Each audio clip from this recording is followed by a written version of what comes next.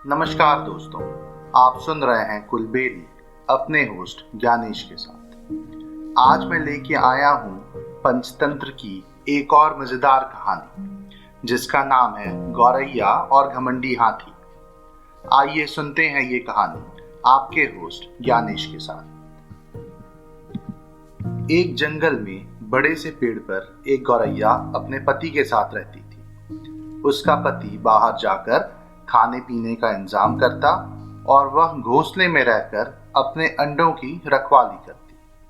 गौरैया अपने घोंसले में अंडों से चूजों के निकलने का बेसब्री से इंतजार कर रही थी। एक दिन की बात है, वो अपने अंडों को सेक रही थी और उसका पति भी रोज की तरह खाने पीने के इंतजाम के लिए बाहर गया हुआ था। उसी जंगल में एक गुस्सैल हाथी भी रहता था। वो हाथी वहां आ धमका और आसपास के पेड़ पौधों को रोंदते हुए तोड़फोड़ करने लगा। उसी तोड़फोड़ के दौरान वह उस पेड़ तक भी पहुंच गया जहां गौरैया रहती थी। उस हाथी ने पेड़ को गिराने के लिए जोर जोर से हिलाया, लेकिन वह पेड़ बहुत मजबूत था। थोड़ी देर बाद हाथी थक कर वहां से चला गया, लेकिन उसके पेड़ को जोर जोर से हिलाने से गौरैया का घोंसला टूटकर नीचे आ गिरा और उसके सारे अंडे फूट गए। फूटे हुए अंडों को देखकर गौरैया बहुत दुखी हुई। वो जोर जोर से रोने लगी। थोड़ी देर बाद उसका पति भी वापस आ गया।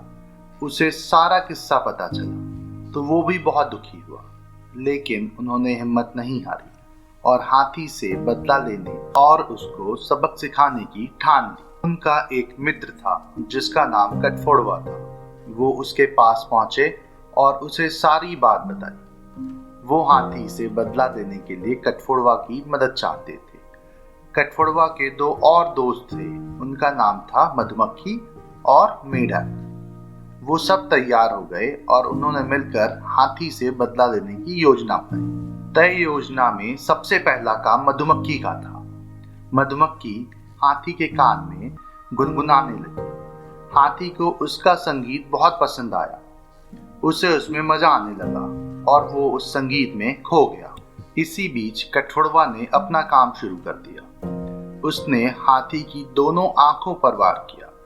हाथी दर्द से कराहने लगा और उसको कुछ भी दिखना बंद हो गया।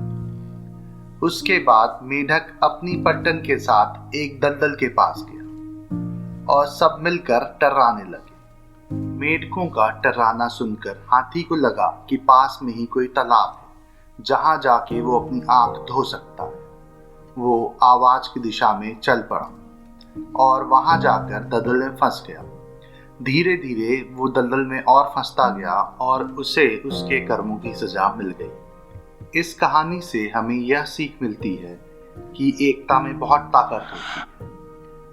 यदि कमजोर से कमजोर लोग भी साथ में मिलकर प्रयास करें तो वो बड़े से बड़े कार्य को पूरा कर सकते हैं। दूसरी सीख हमें ये मिलती है कि हमें अपने कर्मों का फल भोगना ही पड़ता है, इसलिए हमें हमेशा ही अच्छे कर्म करने चाहिए। हमें उम्मीद है आपको ये कहानी ज़रूर पसंद आई होगी। ऐसी और कहानियाँ सुनने के लिए हमारे चैनल को लाइक और सब्सक्राइब करें। जल्द ही मिलते हैं एक और मज़ेदार कहानी के साथ। तब तक के लिए धन्यवाद।